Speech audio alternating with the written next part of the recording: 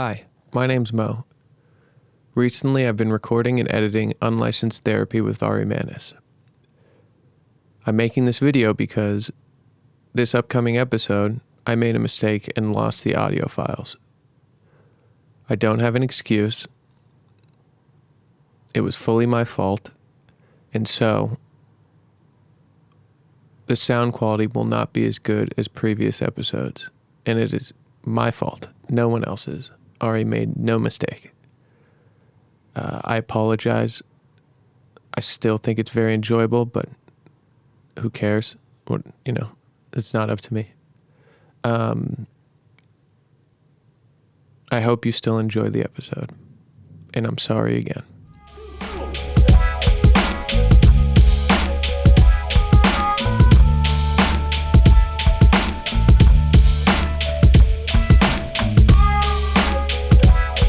I'm pretty sure that you have a way harder time getting through life than the average person, Ari. I don't know why anybody would listen to this. I know I won't. Ari, your advice single-handedly broke up my marriage. You're an awful person. You're 24 years old. Why would I listen to you? Why would you be giving therapy and advice to people who clearly need it? It doesn't make any sense, Ari. This is a horrible idea. You're listening to Unlicensed Therapy with Ari Mannis. So do you wear headphones just because loud noises panic cool, you while you're doing the show? Monitor it ourselves. I see. You do stand-up, Right. so you know how to talk into a microphone. This is true. But right. there's a lot of people, and I'd say over 50%, that come in here, Right. and if they're not wearing headphones, Sure. it ends up like, Oh, sure. and they're talking, they don't know. They just think, it's gonna pick it up. That's lunacy. Lunacy. All right. You're a pro though. It's You don't true. need headphones. No. You don't want to wear headphones. No. You take it off. Yeah, and Yeah, they're dirty. You know how many times you get I have cleaned? no idea. Are you Maybe kidding? twice. We're in the age of COVID. You know how often they get cleaned? When I see that they're dirty. Like if they're visibly dirty. That's Right, when yeah. I No, I them sometimes. I know what my own earbuds look like sometimes, so of course, Smart. we should be rolling on all this, I think, clearly. I mean, I don't know why. It's gold. This is Yeah. headphone gold. We could solve so many problems if we just recorded everything I say. Yeah. Some people do that. Some people, these days you can get a pocket recorder for $50 and it has great battery life. Right. SD card, you could record your whole life. That's if you right. wanted to, audio wise. Yeah, they don't have to have near the overhead you do. Mm-mm. They don't have to water the greenery. What's that TV show where they follow around on camera back in the day? That show. You mean the Osbournes or? A reality show. No, wasn't there like a scripted show where he was on, I don't even know what I'm talking about. Yeah, I don't either. I mean, there's been lots of them. I think. Cops. Yeah, Cops. That's what it was. Can't Yeah. camera? I don't know. Mm-hmm. But so what would be your solution to the increasing issue in Los Angeles of homeless people on the streets?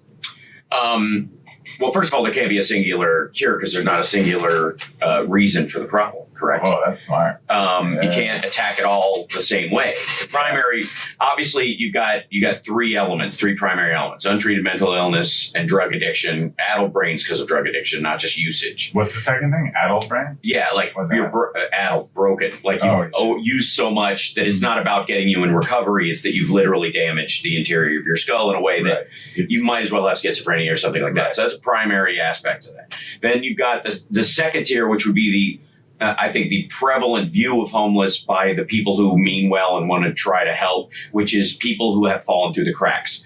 Couldn't make rent too many times, single mothers, single fathers, have children. Yeah, that's like 10 of them. Yeah, right. And but you most of the problems are set up to solve. Most of the solutions are for that problem, which is the minority currently. Right. The other third, quite frankly, in Los Angeles, crack. No. That would fall into the drug aspect of it, or the fall through the cracks. The fall through the cracks is you're an addict, and you can recover. You can get in a program. You can get back on your feet. You can have a real life. That would fall in the second category. The third category is campers. You literally do have, and it may even be a 60-40 situation where we're talking about the other two groups are 20-20, and 60% of them are street campers, which is half like when does Burning Man start, and they've legalized weed in the state. Them. Huh? I'm kind of okay with that. Well, until you hear the statistics on a good portion of the campers, which is people on the sex offender registry who haven't been able to find an apartment. So in Chicago is a great example. Chicago, they did a broom of the homeless.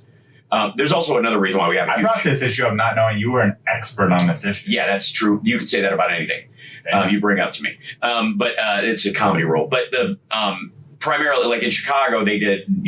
One of the reasons why we have so many here is because ours survive. It's the same reason why. They're so good. Yeah, it's right. You want water by the That's a great idea. Celsius. I'm a big fan of Liquid Death. They have those at the House of Blues. There was the House of Blues across from the Comedy Store on Sunset. Yes, there was. I sang there many times with Steel Panther. Oh, I love Steel Panther. I used to see them when I was in college. I didn't keep saying. Yeah. I'm glad you did your homework. So anyways, back to homelessness. I got to solve one problem at a time.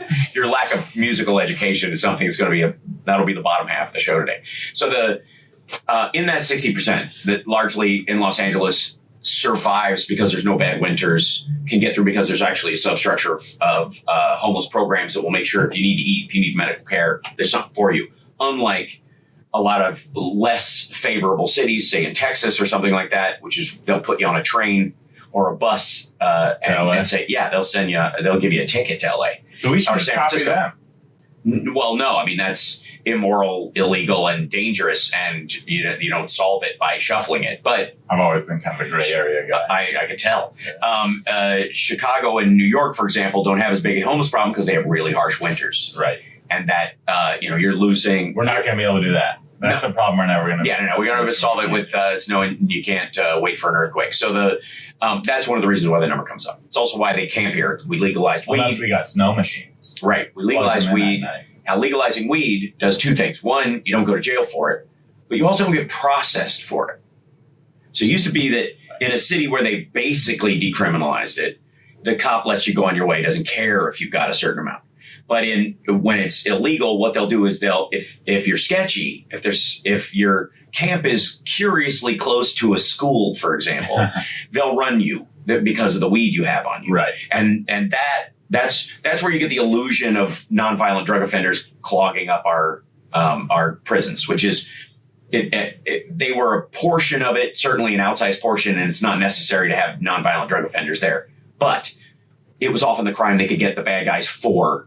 In lieu of the stuff they couldn't. Why they arrested them. That's right. But really it's because they were seedy and correct. gross. And so in Los Angeles, for example, they can't run you just because you've got drugs on you. Right. And that allows a lot of the people around the legal fringes who are genuinely dangerous to camp among the people that, by the way, they will victimize first, which is the other homeless people, and in neighborhoods that they wouldn't normally have access to. So that's why our number has grown, because you've got ambulatory, clever people who could, by all means, have an apartment, live a normal life. However, they've either been too dangerous to screw up early in their life to kind of remedy that, or they're it's opportunistic. It's weird when you think about people who like children.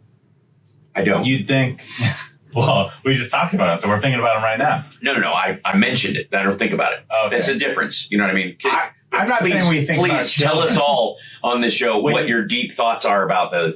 When you think about child molesters or pedophiles, whatever you want to call them. Yes, I think about a hammer and a stain on the wall where they used to be. Well, I think in my head there's like 10 of them. In my head. No. But they're rampant. Oh, yeah. Apparently. Yeah. And those are the ones, you're thinking of the ones, by the way, that get caught, that are sketchy, that are, maybe the occasional BTK that they catch and, like a zoo animal. Bind, torture, kill, that guy who was in Wichita for years and stuff. And his first true victim was an entire family, but the target was this one little girl in the family. That was the primary launch point for his weirdness in that particular series of crimes. But it took him decades, and he basically caught himself by being stupid.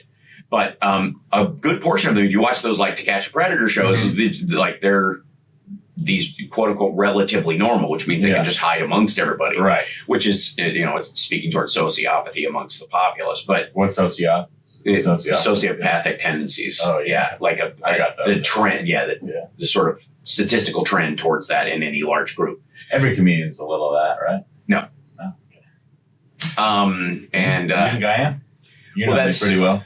No, but I we got established he's a comedian. clinically, I'm sociopath. You are? Mm-hmm. How do you clinically get sociopath? They took me in when I was a kid. I was killing animals. I What see. kind?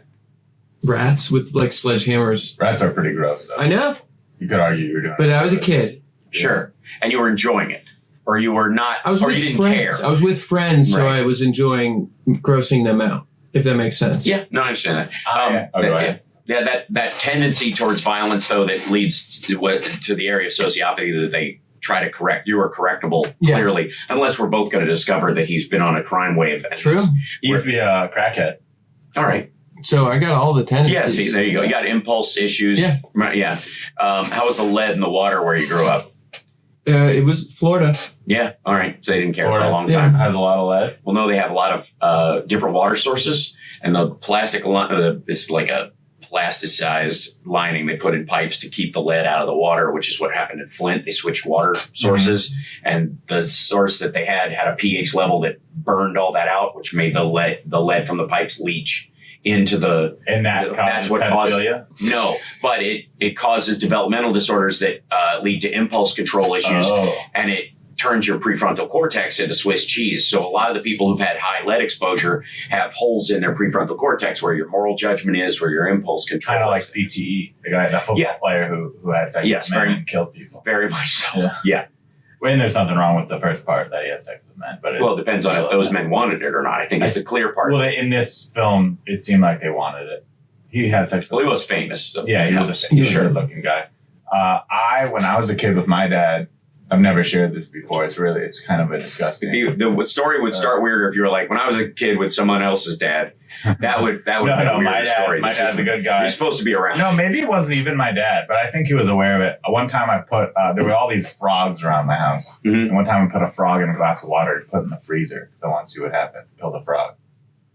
Yeah, But it wasn't a regular thing. It was a one-time thing. In the 40s, they called that Future Scientists of America. And when, at Boy Scout camp, when I was a kid, the whole thing used to be to catch these little frogs and clap them in your hand, and it would squish them, and you could like that. I didn't do that. Yeah, Whoa.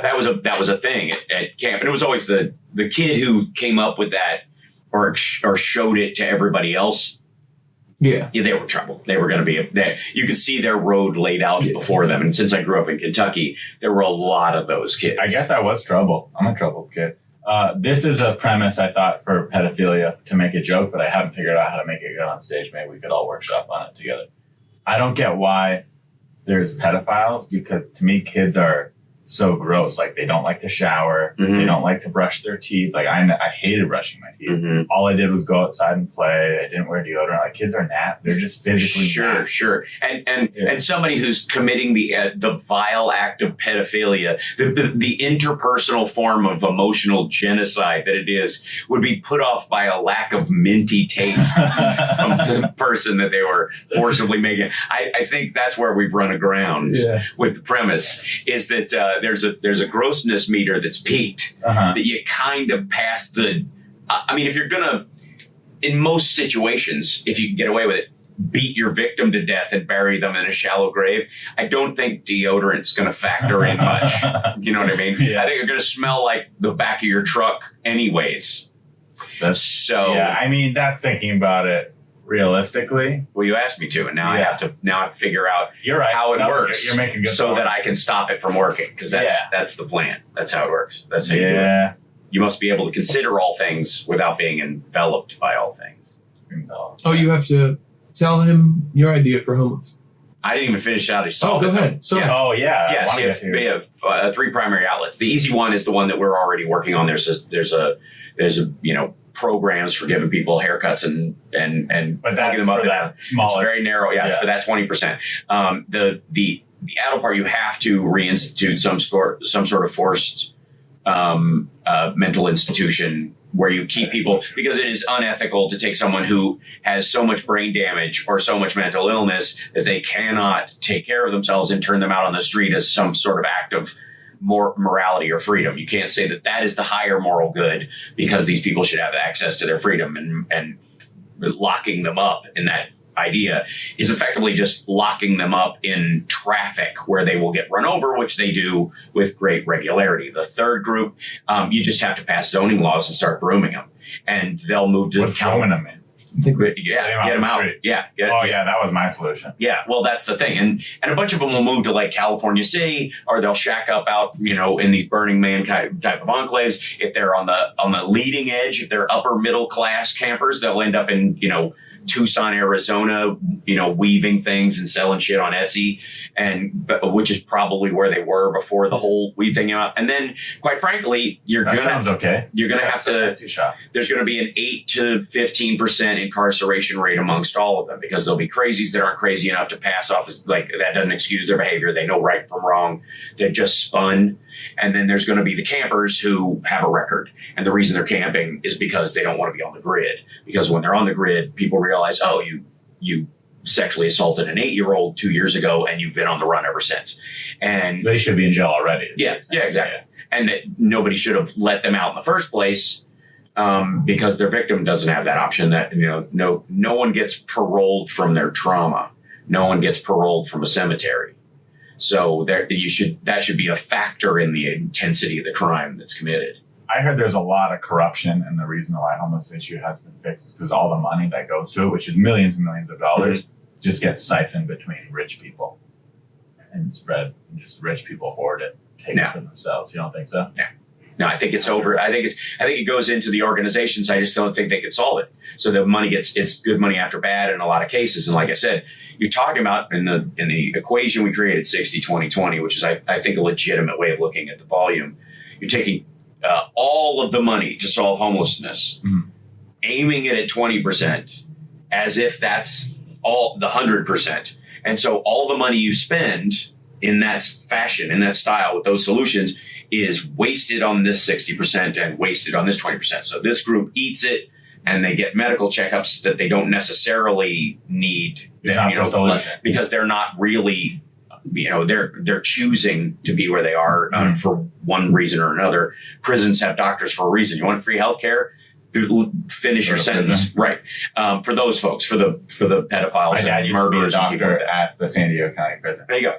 And then you've got the other 20% who are mentally ill, who you can throw as many haircuts and meals and the overnight stays at them as you want. And that money is spent. That money is gone. That food that is bought is gone. Those clothes are gone, all that stuff. And you'll start from scratch with this person again tomorrow.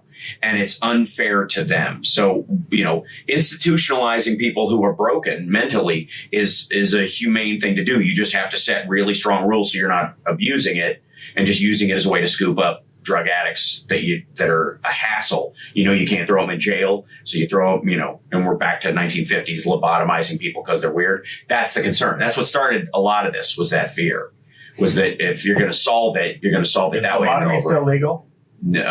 Only if you do it yourself, I think, with a kit you buy off Amazon. I'm kidding. No, it is not. But we're effectively chemically lobotomizing people in a lot of ways. And everyone's on Adderall. Right. That's different though. That's interesting, because Adderall hyper-focus, I would argue that Ritalin and Adderall are the reason why we have so much blooming racism right now. What? Across the spectrum. Because you take a person whose brain's scattered, can't keep on one track. You give them a drug that hyper-focuses them.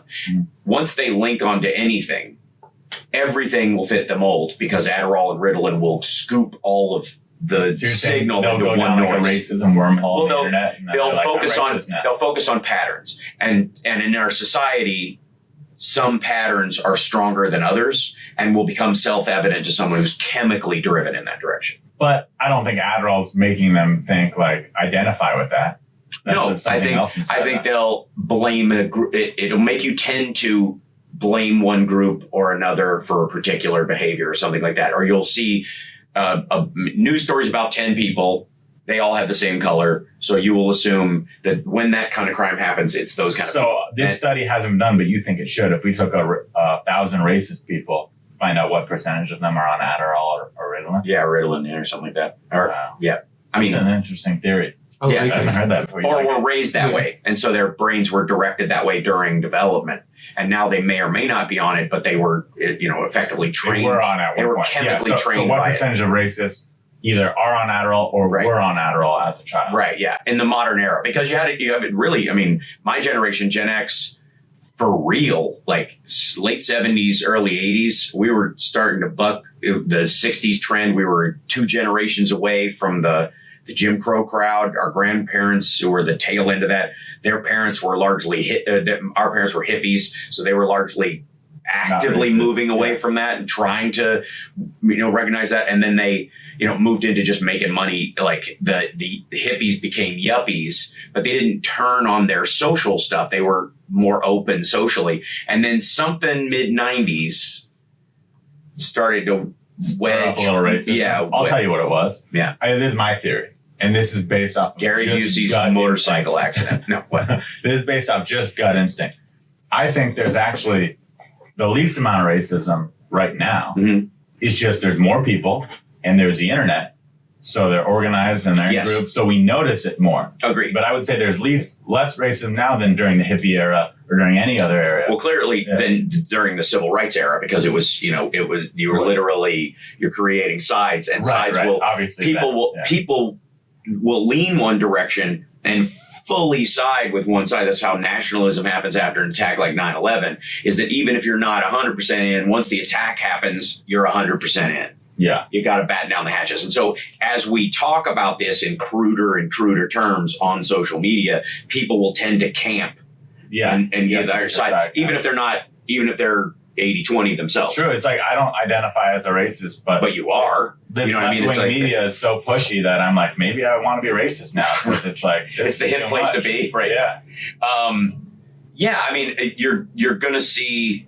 I think the reality is social media. Branding has become such an important word and thought form, which is effectively like ignoring all parts of yourself that you can't sell. Mhm. As what branding is as a human being. You know what I mean? It's and while being authentic, whatever the fuck that means. You know what I mean? Yeah. We're going to talk about the parts that you won't like, but I'll be authentic, right? But over that process, what you've had is the junk version of branding is, what do you look like? What's your religion? What's your race? That's the quickest one. And what's happened is it's caused because of the big, broad, dumb strokes of differences between human beings is what they look like, what their baseline religion is, or their nationality, for example. And so those are the easiest ones to brand yourself into.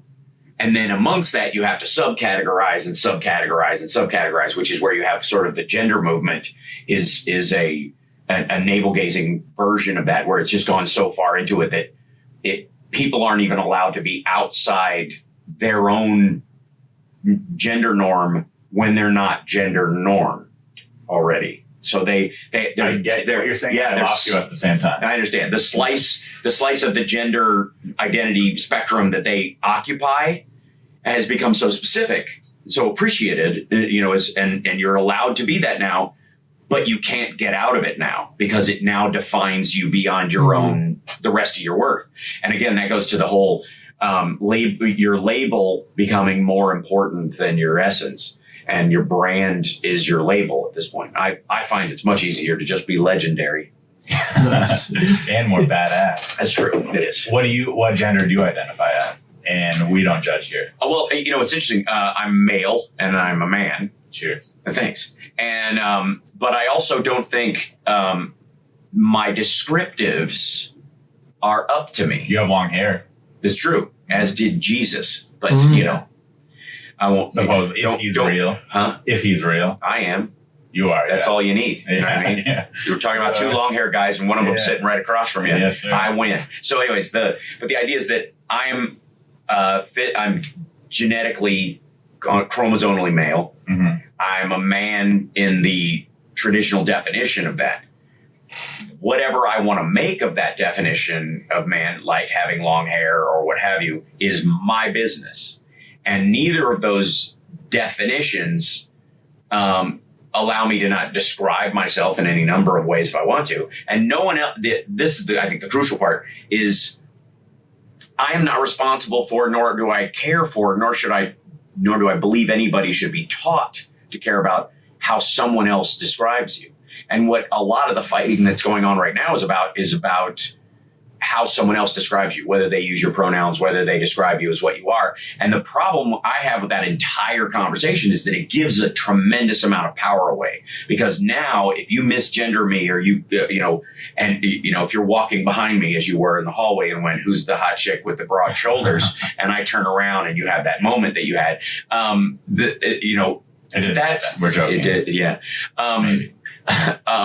All of those things, if I were to be offended by or hurt by that, that gives you more power over my personal definition of myself than I have. And that's wrong. And I think it's a terrible thing to teach people. So that's where my issue with the gender conversation around the LGBT community specifically has had, is that it entails a lot of giving your power away to other people. Because I've had long hair most of my life, except when I've been a Disney dad or played a gay character. I looked up a headshot of yours and you had short hair, pierced ears. Mm-hmm. You go through a lot of different looks. I want to talk to you about your looks. My ears are still pierced. Oh, they are? Yeah. Have you ever gotten caught on anything? No. By the way, and that's a good question, because I've actually always wore pull hoops, because if I'm ever in a fight, I don't want somebody to get a hold of them. Do you get in a lot of fights? No. When was the last fight you got into? Early 90s. I could see you being like a closeted tough guy. Is that what I am? Yeah, like you don't look that tough, but I wouldn't want to fight you. Well, that's the purpose of, that's what real tough would be, I would imagine. Because you don't have to walk around going, I'm tough. If you're doing that all the time, clearly that's a sign you may not its own issue. Do you agree with the stereotype, bigger the hoop, the more of a slut that person is? No, not necessarily. No. Because they could be precious or princesses, I suppose, with bigger hoops, because it's like long fingernails. At a certain point, there's a return on investment to where you can't wipe your ass, and you're like, oh, this is a person who wants to be taken care of. But by a lot of different men, maybe, or women. Well, it would take that many, I suppose. You need a whole team. Like I noticed, and maybe this is an ignorant thing to say, women with probably really long nails. I'm just gonna predict this. It probably. Yeah, I guess if I preface it with that, it probably right. Is. But I've noticed in my personal life, if I meet a girl and she's got really done up long nails, gets manicures and pedicures all the time, she's done stripping in her life. Yeah, really? Does it have anything to do with the fact that your office is right next to the body shop? Because this might also fall into the idea that human beings are fundamentally lazy, and that one of the things that a spy will teach you the minute you sit down with them is that you don't have to look that hard. Just find out where they're all holed up and find a restaurant nearby, because they, day after day after day after day, every job. A lot of spies. Let's stop at that spy word he used. Yeah, that's the first time I've ever heard that. Yeah. Spy story. People are lazy. So you guys, more than likely, like everybody else, will occasionally find some place to eat during your break that's far away for variety. But the vast majority of times, there's 3 places close by. Yeah. And if you stake out all 3 of them for more than 2 days in a row, you'll find the primary one. And if you go in there and sit down, you can start up a conversation with one or both of you. And you guys wouldn't be the wiser that you've been, tracked for days. And that's true all over the world. Always has been. You used to be a spy? Are you a spy? What? Who would answer that question? Yeah, you wouldn't be allowed to say it. No. Based off of that, what do you think? If you were a spy, who would you spy for? I guess he's American, but he has a lot of strong political views, so maybe I could, and dislikes a lot of things about America. Russia? So you're a traitor. Well, yeah. Why would you believe that I have strong political opinions that I dislike the country? That's fascinating. That tells me more about you than about me.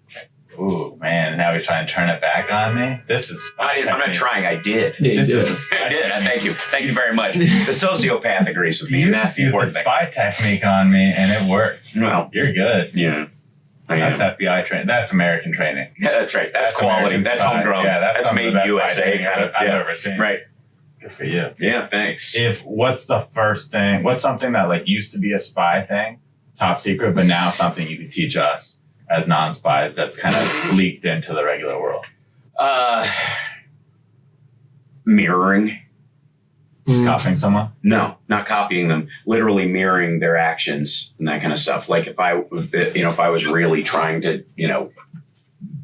ease myself with you. I would, slowly over time set my drink over here. And that would make me trust you more? Or what's that do? Yeah. Let down your guard over time. Mm-hmm. Yeah. I didn't. Did you know about that? Yeah. In the act of flirting with women, they say to do that. Yeah. It's What? Yeah. Pickup artists. Most of those books is like early, like derpy 1950s spy work is what most of the pickup artists. I've never read one of those books, but I've always wanted to. I just kind of don't have the bandwidth for it, or lazy. I'm lazy. Well, and you're right next to the body shop. Like, you got so much low-hanging fruit nearby. I don't know why they're not requiring any kind of lock. I've never been there. I've been coming to the Comedy Store on this street for 10 years. Never been to the body shop. It's a good place. I've been on the other one. Body shop is one of the best. Mm-hmm. It has bad Yelp reviews. Well, it's a strip club. Yeah. What kind? First of all, if you take Yelp reviews on places like strip clubs seriously, please don't go in one because you're leave them. Yeah, right. That's what I mean. The kind of person that actually does Yelp reviews is just a fun suck in all of those kind of situations. Well, here's the thing. It's like if I'm this bar was like the music was too loud and everybody was dancing. I hate bars and with I'm loud trying to music talk. and Right? dancing. Yeah. Yeah. Right. Exactly. If I'm giving a business my hard-earned money,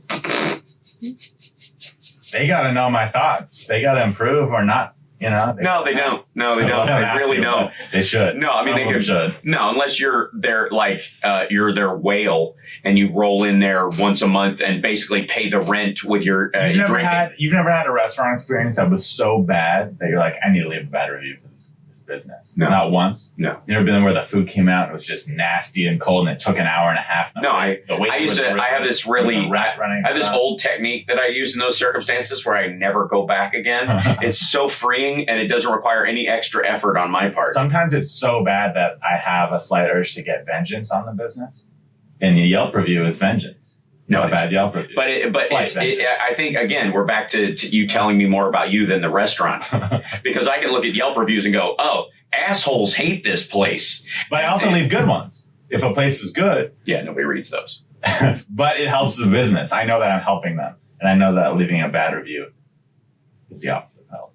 Okay, good. It's the opposite of help. Is that'll be your autobiography's title? The opposite of help. The opposite of help. You got to help me. It's like right next to the art of the deal. There's the opposite of help. Do you still do stand up? Yes. I watched part of your special before, and it was really funny. Thank you. But I noticed, like, okay, you live in LA, you've been doing stand up a long time, you have a lot of acting credit, comedic roles, stuff like that. But I've never seen you at any of the clubs around town. Because I not ran into each other? Sure. No, because real comedians are out in the world, and these are showcase clubs. Right, but you never have the desire to do some of that. No, I do sets, but not with that kind of hangout regularity. I mean, my agent wishes I did because it's a networking thing. I don't know what the fuck kind of network comedians have. Hey, let's both be on stage headlining at the same time, which said no one ever. So, because I've been headlining most of my career, I like it didn't serve any purpose and work. Right. And I used to, so when I first moved down here and then I graduated high school in 88, moved out to LA. So I call the 90s the Sisyphus years. You just roll the rock up the hill and watch it roll back down, right? It just sucked. You can never get traction, that kind of thing. But I feel like that now. Right. Well, of course. You would. But in the, I can't tell you that there's an end to it. That's up to you, right? But during the 90s, I was trying to get my acting career off the ground, so I couldn't leave town like that. It was always like summers, other times like if I hadn't gotten a series or something, I could do it to some degree, but less so. And it was enough. I could go out enough to pay my bills, but I needed to be here most of the time. So if I wanted to work out and I wanted to write material, I had to do it in open mics around town, and they weren't going to be the clubs because there was this like kind of guardianship, like getting through this membrane of belonging. Even though so at this point you weren't acting and stuff, because I feel like you have enough of a resume now to where these clubs would throw you spots. Oh, they do. Yeah. No, they ask me all the time. But the problem is I'm always doing stuff. Yeah. But during this time when that would have been functional, helpful, a good place to work out, I would do clubs and open mics around, and invariably I would see TV writers sitting in the back of the room with a yellow pad. Stealing jokes. Yeah. And in the early 90s, GQ put out a list of the top 100 jokes of all time. And number 4 is mine. That's cool. It's attributed to Bill Maher because one of his writers was sitting at the kindness of strangers, and it ended up in the monologue on. And he knows. We've talked about Bill Maher, I don't want to misspeak. Not his fault. He got caught for stealing jokes at one point? Yeah, right? yeah. Like they fired those writers because they were basically farming. They'd come to a place called the Kindness of Strangers in the Valley, where a lot of good comics, myself, guy named Jeff Keller, Mike Bundy, all these guys I was coming up with, were great writers, and a bunch of them got screwed out of careers essentially and burned because and too afraid and so on. I mean, you don't want to ruin somebody's creativity and kneecap them as a comic, steal their good shit while they're coming up, especially when they find that nugget that works and then broadcast it. With 10 minutes of fire takes a long time. Yeah, not for me anymore. I can pretty much whip out an hour in a weekend, but for a lot of people, especially when you're starting, I've been 10 years still hard. It's work, And if somebody came in and took your finisher or your key bit, it's a lot. It's hard for a bunch of people to recover. So they did even more damage than just theft at that time. We used to throw them out. That was the early 90s, actually. You used to identify who it was. You're like, get out of here. That was the last fight, I think. It was at the Kindness.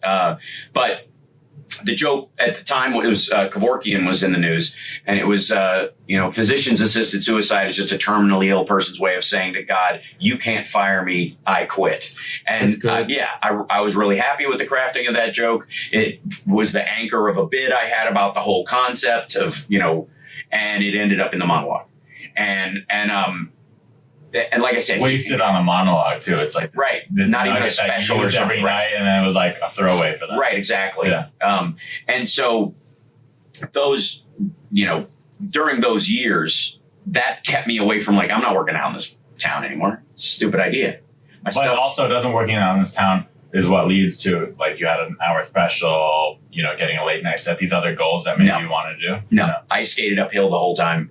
All my work was done elsewhere. Especially as a comic, I cut my teeth in Chicago. It's a blue collar experience. There's nothing magical about it. You just do your job. And so that's really the place to learn, I think. So you did stand up for years. Yeah. Gotcha. So Chicago, Boston, Seattle, New York, to some degree, lesser because there's enough media there where that can also happen to you. Mm-hmm. But these lesser markets are places where you can hone what you are without somebody stealing your crap that you don't know personally. And so that the 90s are that I remember very distinctly trying to get on stage at the Improv, trying to get some real time there. Right. So I took the stand-up class there because they had the showcase. There was a showcase and you would get a tape. And so you could use that. I needed a new tape of new material to send out to clubs back east and in the Midwest. Right. And I had no way of filming it in a club, they just wouldn't do it. So I was like, it'll cost me $250 to have a tape, but I'll just write and it'll be to choose. So I did that and killed at the showcase. Afterwards, I was clearly the anchor. I mean, because I've been doing it the longest. I knew what I was doing. You didn't need the class. You were doing the tape. Yeah. And so afterwards, I was trying to get time there and couldn't get it. That's not the place to get time. No. And then I get Talk Soup, leave Talk Soup, Dude Where's My Car? While I'm shooting Dude Where's My Car, I get Queer as Folk. So I'm shooting 2 years into Queer as Folk. I come back down. I'm living in Canada because that's where we shot. Come down for the summer, do a show. And I'm like, maybe I'll try and get up on stage at the Improv. We've got enough legs in this. Yeah. Have me up. So I go down there and Bud Friedman introduces me personally on stage. Oh, that's amazing. And brings me up. This young man, we always knew he was so talented. We always did. And he took his mentor was one of our comedy teachers here. And I was like, whoa. And your fault. You took the class. Yeah. But I mean, it served my purpose. It was a necessary evil at the time. I didn't have options. But it was very funny to me. That, and I've told Bud this story. I gave him at the Cabo Comedy Festival, I presented his award. And I was I told the whole story about how backhanded and fucking awful that felt, to have him, say that. That's probably every comedian that's ever made it or gotten some success. There's probably 10 people that are going around going, I discovered that guy. Oh, totally. Yeah. And you're like, no, you didn't. No, as a matter of fact, you were stiff arming me more than almost anybody else. If you were in the position to discover me at any time before I was discovered, you were actively working against me. if you didn't discover, or didn't help me until I could help you. Right. Right.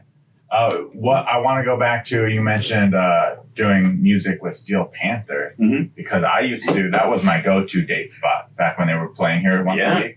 I would bring girls. I was in college at the time, and I would bring girls to that show all the time because it was an incredible show. It was hilarious. Yeah, the music was dope, really good. Yeah, you would get 2 drinks, and included in the price of admission. Right. I think you had to buy 2 drinks, and then there were celebrities going on stage. There were tits.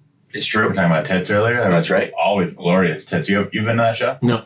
Oh my gosh, it was. So Steel Panther is a spoof 80s metal band. They started out as metal school, or metal shop actually, so good. At the Viper Room, and then grew into metal school, moved up to like the Roxy and then switched names again and became Steel Panther, started doing originals, like comedy original spoofs on 80s music. But before they were basically when I saw them, they were like pretty much all cover, but they would do 1 or 2 originals. And I thought that was perfect. Now that they're all originals, good for them. They're killing it, but I don't enjoy it as much. Yeah, I understand that. And I jump up and do the covers and stuff with them. So like I've sung Skid Row and Alice in Chains with them, Journey. But how'd that come about where you even knew them and they knew you to bring you up on stage? Because when I would go, I would see I saw Vince Vaughn go up there and do it. I saw the whole Dodgers would watch them. Dane Cook was there sometimes. Like it was like big celebrity. Yeah. Largely, I think they probably got introduced to me. I mean, it's fairly early on, but Talk Soup and Queer as Folk, because the idea that the jokes come hot and heavy from those guys as roasters, and I think Queer as Folk was one of their ways of seeming hip. But even beyond that, like I love the 80s when I did all the VH1 ones. That it's abundantly clear that I was one of the hair metal experts. Oh yeah, on that. So true. And my band, my legit genuine music band, because I'm in Nerd Halen as well, and that's comedy. You're in right now? Yeah. Okay, cool. But my original band, the first live gig we ever had, was at the Viper Room, opening for Metal Shop. Oh, that's incredible. Yeah. That's cool. And at this point, they didn't know you? No. They just saw me perform together. Yeah, I don't know. I think they didn't necessarily know my other work at all. They just knew the band. Yeah. Just knew 01. And so from that, it spawned from that. And what do you do in the band? Are you a guitar? Sing and play guitar. Yeah. That's badass. Yeah. I'd like to watch that. It's pretty great. What, when you were on that, you were on the Queer as Folk, which was a little before my time, so I didn't watch it. But you played a homosexual man on that show. It's true. And in real life, you're a heterosexual man. Is that correct? That's true.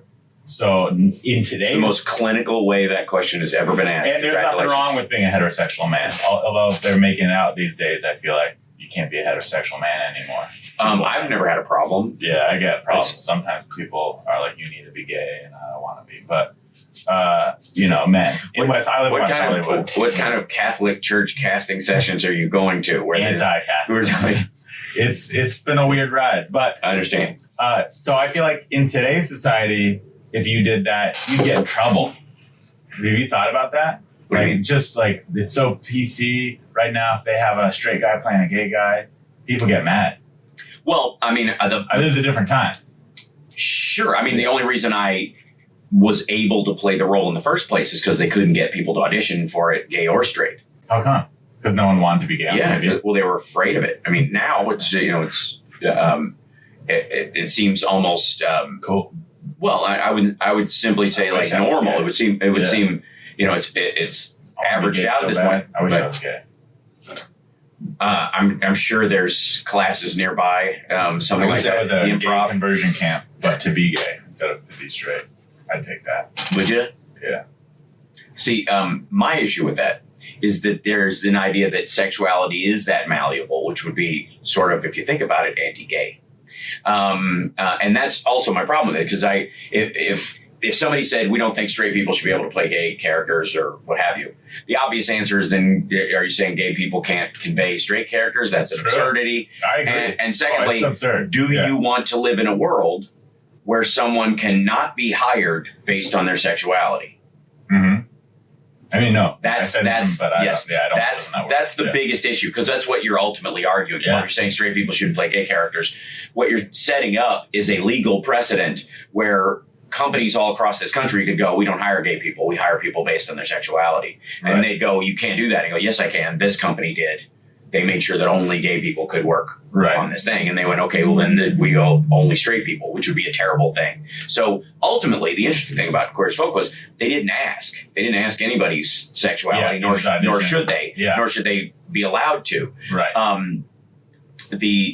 And I was open about my sexuality and the fact that I'm straight, largely because there's a huge contingent of people that either believe you wouldn't support gay rights or be on a show like that if you weren't gay, right? You must be closeted and really you're just working for the agenda, right? And those people are wrong. Or that if you try it, you're going to turn gay. Like it's something, because if you can turn something, you can unturn that thing. And therefore, somehow gay people are not true to their being. They were turned gay, or they can be, and therefore conversion therapy can work, or some nonsense like that. And it is my understanding, like I was on that show for 5 years, there are 6 years doing 5 seasons. If that's not going to turn me gay, nothing is going to. Therefore, people don't turn. Did you get from being gay on that show? Imagine, because a lot of people, even though we know it's acting on TV, mm-hmm. I would assume a lot of people in real life thought you were gay. And during that time, did you get hit on? And you're in Hollywood, West Hollywood area. Did you get hit on by a lot of gay guys? Not any more than usual. Not any more than usual. So you weren't like I imagine you were popular in the gay community. Yeah, I would hope so. But more, I think, for like the political stance I took around the show, and and the work I did in it, like kind of as a sidecar to the show. That's where the appreciation came from. I don't necessarily think that's just that gay people are on autopilot about like their attraction to somebody. They would either, so, and I don't know. I suppose if a woman played somebody sexually promiscuous on a show, for example, I'm sure they get more male attention out in the world than if they played someone considered prudish. And so the highly sexualized aspect of the show might draw more attention because of that, but I wouldn't draw an inference. You didn't notice it. You weren't like, I'm getting a lot of gay dudes trying to... No, like I said, not more than usual. What about, did you ever get offered to go to like the Abbey and get paid to just show up there? You get any like gay nightclub appearance? No. I mean, I did, like the Abbey is the staging point for the AIDS Walk. So when you're speaking at the AIDS Walk in Los Angeles, that's where you gather at the top. Yeah, at the top, they put on 8 a.m. on that Saturday or whatever before the walk starts. If you're going to go like so, that, and then we had 2. I want to maybe 3, but 2 launch party or whatever things for Queer as Folk, like publicity things that we did there. One was the launching of a season, and the other one was around the finale of another. So we would go to things like that, but as a cast. Right. Yeah. Nothing. What is the biggest explosion you ever caused in your life with like fire and rockets and stuff like that? I once filled a mason jar with black powder and put a wick in it made out of gas. Is gunpowder? Yeah. We're from Kentucky, and we have a bunch of muzzleloaders. I have a Herschel House muzzleloader. It's a shotgun. It's a rifle. Yeah, it's a black powder. You pour in. So you already have gunpowder. Yeah, filled up. So we had an old. Luckily, we had indoor plumbing. My dad's an architect, so when we moved into this house in Kentucky, he built a real bathroom in this house. But there was an outhouse in the back of it. We used it as a shed and kept all the gunpowder and stuff out there. And so one time my buddy Kurt and I snuck out there and got a whole canister of it. And we were going to do what we'd seen in like Wile E. Coyote cartoons to see if it would blow up.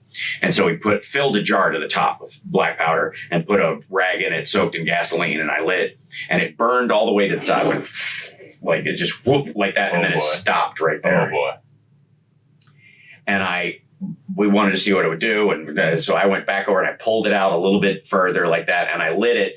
And as I was running away, because it was very short, it went boom like that. And everything you see in a movie, like that's all the secondary with a sound system. What happens in real life is everything goes silent because you're just getting overwhelmed. Yeah. And my buddy Kurt was behind this tree, and the thing was, there's 2 trees separate, like by about 8 feet. And I just lit it and ran and dove, to go behind the tree, and I heard like that, just this big overwhelming. You didn't get to see it. No, he saw it. He saw it around the tree. And the tree, we went over and looked at it and the tree was scorched all the way up, like 15 feet up the side of the tree. That house was just like glass stuck into it, like buried in like sideways. The impact was so strong. Wow. Yeah. That's scary. And I think that's the biggest one. Was the outhouse just... That was back by the house. This was out in the woods. We knew better than to you didn't do it in the light up. No. We knew better than to light a makeshift bomb near an outhouse full of black powder. Yeah. If you were, we were dumb. We weren't stupid. You're smarter than I would have been. Mm-hmm. If you were in a gas station and someone came in with a black ski mask and was trying to rob the gas station, how would you handle that situation? Where am I in the gas station? Physically, you're paying. Yeah, you're at the register. I'm at the register. So you're near. You're right in the thick of it. Well, I would assess whether I thought the person was serious. I would look at the gun more than I would look at them. Do they have it in their? Are they sticking it like this, or are they doing this business? This. That's a good question. We got this. Oh, and that's easy. Take it. Well, you do it without Would question. you do it? Huh? You take it, or yeah? would you just kind of stand? You set me up. I'm a foot and a half. You don't have to do anything. I'm a foot and a half from this dude. Yeah. Yeah, I'm taking it. You do it? Yeah. If he's standing like I believe it. Would you? If you're standing there like a dipshit and he's holding it out like this at the guy, he's brandishing. It's far away from his body. He's But if you do dangerous, but it's far enough away from him where you could get a grip on But if him. you let him proceed, he might just take some cash, go away, no one gets hurt. Yeah, but he also might kill that person and then me next He afterwards. might, but probably not. What do you mean? Probably not. How many gas Says who? station robberies end up in murder? And Lots. double homicide. Lots. But here's another thing to consider. It's 2022. If you're a hero in this situation, you take the gun, you save the day, there's going to be all sorts of reporters, might reveal your spy identity, your other identity that you want. Oh, no, I hide in plain sight, so I don't have that problem. Oh. I'm already famous. Yeah, you're right. Yeah. But there is a movie about a comedian who travels the world being a spy. Like, wasn't it a Paul Giovanni movie? No, you're thinking of Confessions of a Dangerous Mind. Chuck Barris, the host of the Gong Show. Yeah. Who was a spy. Yeah. Sam Rockwell plays him very well. Amazing, by the way. Sam Rockwell's like he has the essence of him. What would be your dream acting role? Dream acting role? Yeah. You're a big star. You get a pick at this point. See, because I've always wanted to be the old guy in the movie. I'm looking forward to being like They can age you. Like no, I mean genuinely old, like Burgess Meredith and like Mickey and Rocky. Mm-hmm. Okay, so that you want to be like a guide. Yeah, a guide. Yeah, Spiritual guy. Yeah, well, just like Role model. the old wizened. Yeah. Wise. Full Crazy guy. Gandalf. Yeah. Gandalf. I mean, obviously, Sam Elliott in Roadhouse would have been a lot of fun. Oh yeah, that's a good one. Yeah.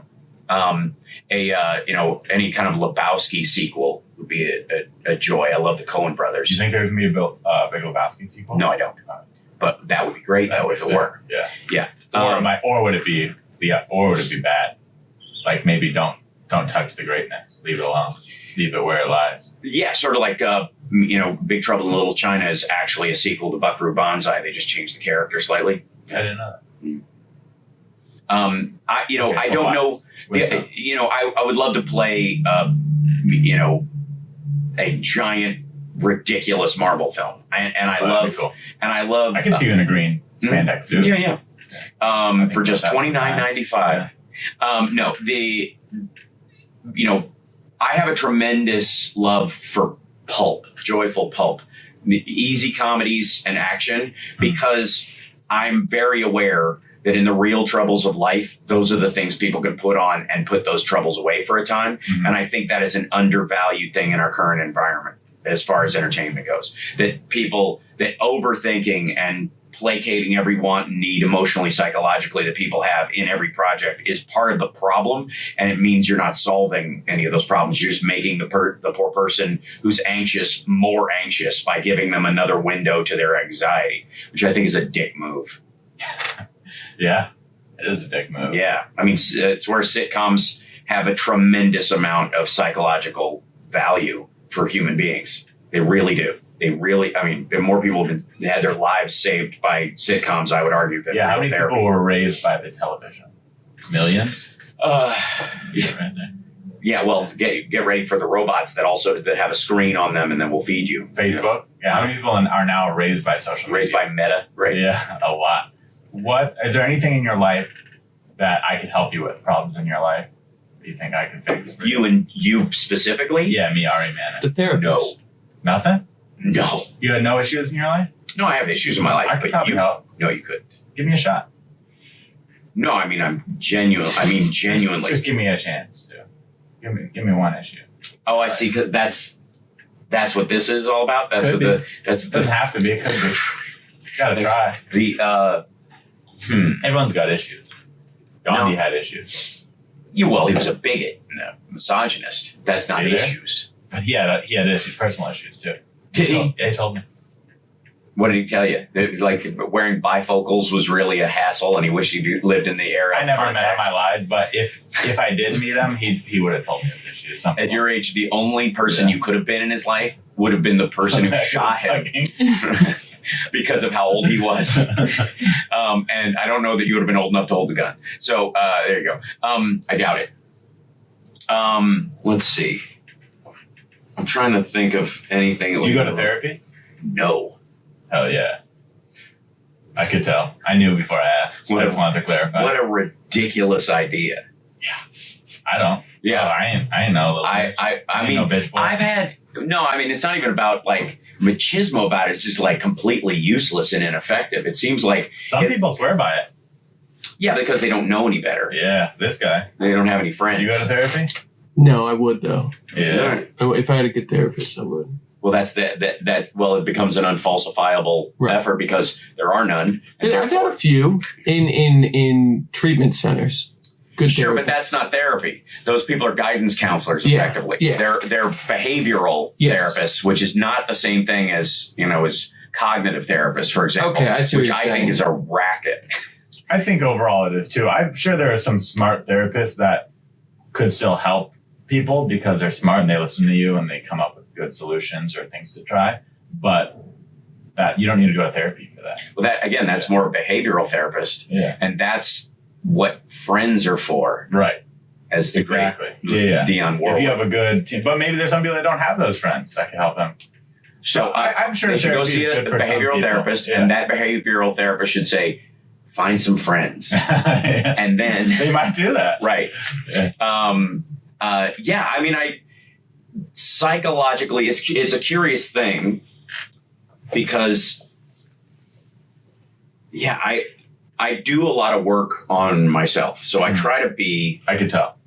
I recognize shortcomings and I have a plan for shortcomings. Either I wean myself away from said shortcoming or I don't give a shit. Yeah, both are solutions. Because or options. Because some problems are unsolvable or the solution itself is worse. What's one you don't give a shit about? What's a shortcoming that you have that you're like, I don't give a shit, that's just my shortcoming? I suppose by some people's measures, I have an enormous ego. So, like there would be this concept of me being narcissistic. But I found it such a functional thing, so useful, especially in a city and in an industry that tries to cut you down all the time. And people talk about how rejection is so hard to deal with. And I was like, well, a resilient sense of self-confidence, which will be mistaken for the emotionally weak as narcissism, is one of the most functional psychological tools you can have. And it requires, I believe, a certain amount of denial. Because, I used to joke that in stand-up, the two most crucial tools you need as a stand-up are arrogance and stupidity in the beginning. Because it is stupid materially, and not on a judgment level, but it is materially stupid to think you're going to make it because statistically it's a near impossibility. You have a better chance of dressing all in black, blindfolding yourself and walking across a 6-lane highway in the middle of the night, during a street racing crime wave than you do making it in any of the particular arts in terms of the 7.6 billion people on the planet and the number who make it. Statistically, it's very hard, ridiculous. very competitive, very hard. Right. So you'd be stupid to go out on that. And you need that level of stupidity. You have to, you got to not give a shit about the material reality you're entering into. Otherwise, you'll never do it. Right. And you have to think about it. If you analyze it, you're not going to do it. And it's why so many talented people never make it, because they do analyze it, they do run the numbers, and they do recognize it's impossible. And a lot of untalented people never think for a second, shit, I'm not going to make it. Of course I'm going to make it. I'm gorgeous, that kind of thing. So, and the other one is arrogance. Stand-up in particular is an art form you cannot practice but on stage.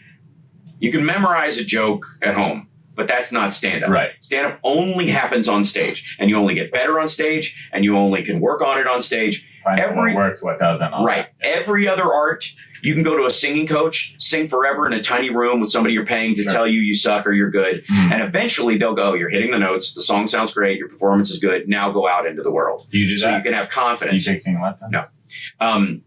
I have in the past, mainly to rehab my voice after I've wrecked it, which is where you get some tools. But the point I'm trying to make is you can go to an acting class forever until you get your wings, and everybody in class and your teacher goes, what a great actor, you're fantastic, you go audition for something, right? Yeah. And even in that, the auditioning process, if you got the job, you can be confident that you were picked amongst a group of people to play this role. So you can be confident that you can carry it out because you showed in class and there that you can do it. Stand up, you have none of that. Right. You have to be so full of shit to stand on stage and think these people are going to think what you're saying is funny because it's a singular art form. There's only one response.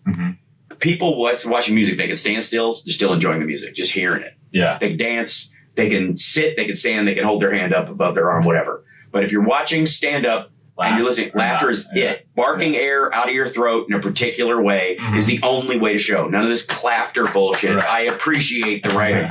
You can clap and laugh, but just clap. Right. I mean, just laughter is the thing. Yeah. And you have to be a certain level of arrogant to believe you can get that response out of people twice. Everybody thinks they can be funny because they just heard something and they can tell, like, Jack Nicholson's character in Chinatown. Let me tell you a joke. It'll kill you. That moment, everybody can have that. But the professional comic goes, I can tell this joke tonight, tomorrow night, Saturday night, Sunday night, next week, and people will think I'm just thinking of it on the spot because I'm that good, and they'll respond to it naturally. I'm sneaking up on them with this joke, which is what you have to do to not burn out and do the right. That's the job. So arrogance and stupidity are required in the beginning.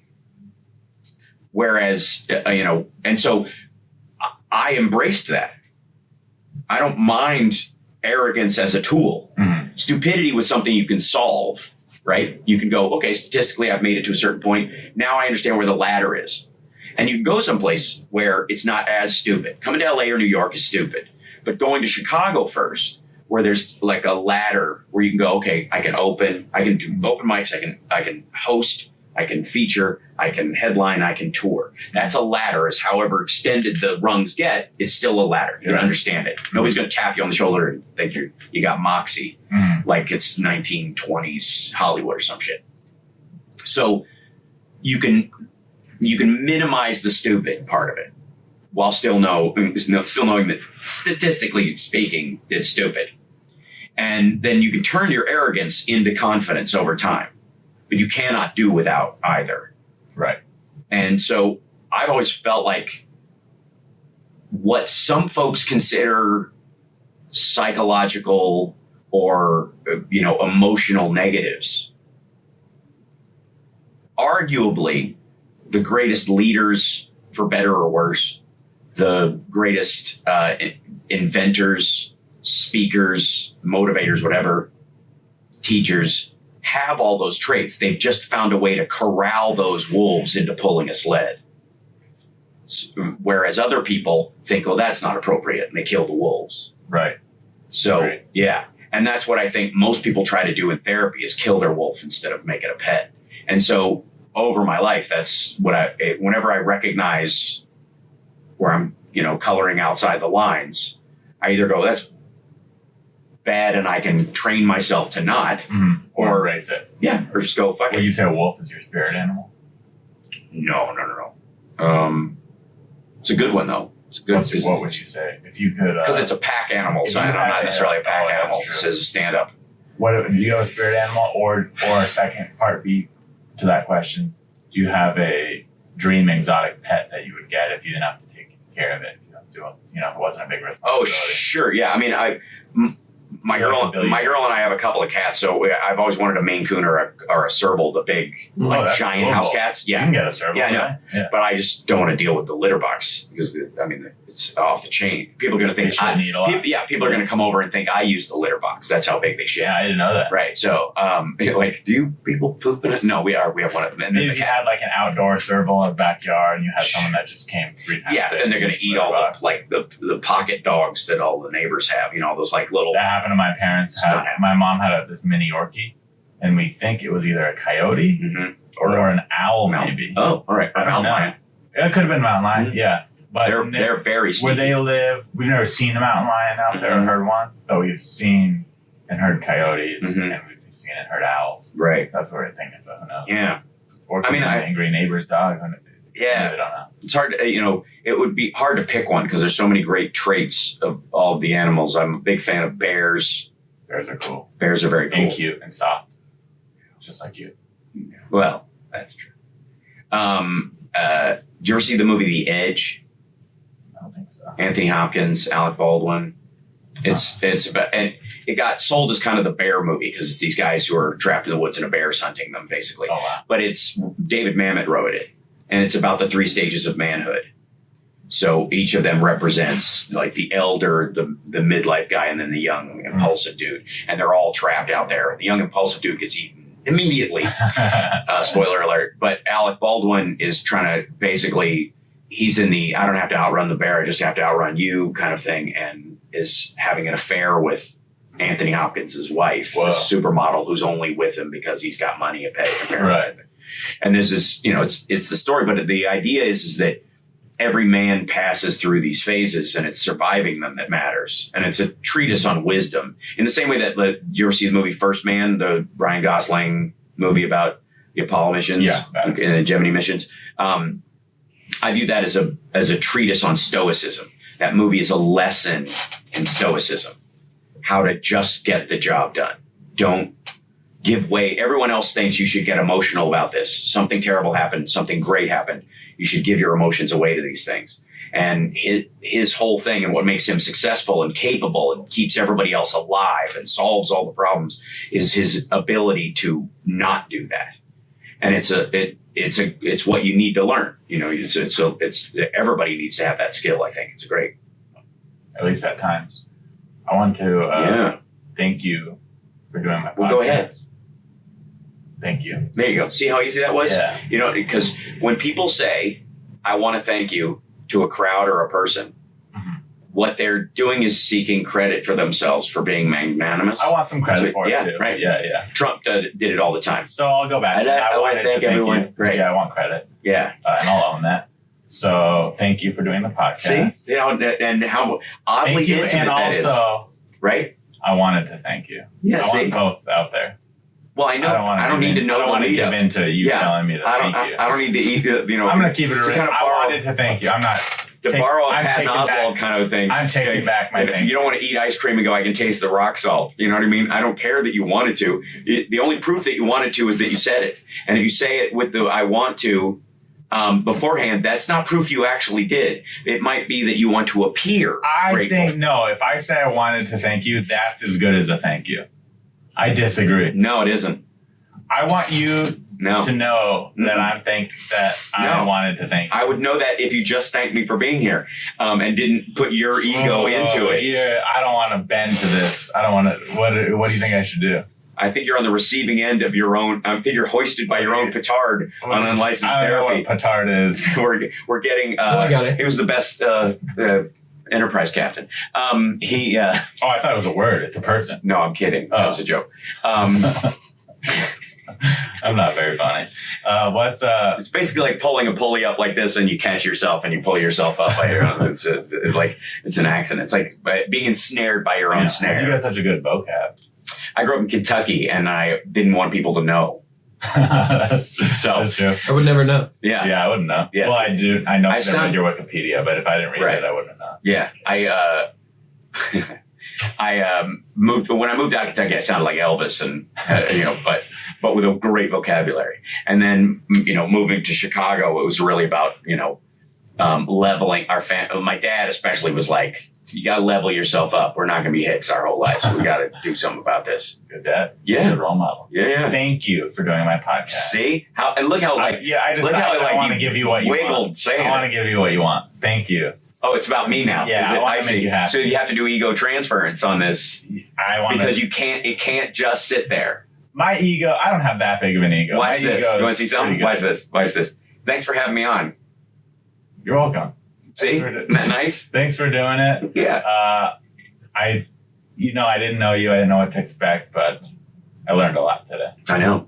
You're a smart guy. It's true. And it made me a bigger fan, and I can't wait to go back and watch your work with this new appreciation of having talked to you for an hour. See, so my job is done here. Yeah. I mean, that's the entire, and it's all the spy work. That's what made it. Yeah, and one day when I converted there's some you. article that leaks about you being a spy, I'm excited to read that too. I'll be like, yeah, I kind of saw that coming. Kind of thought so. Right. Thanks. See you guys next week. Look at that.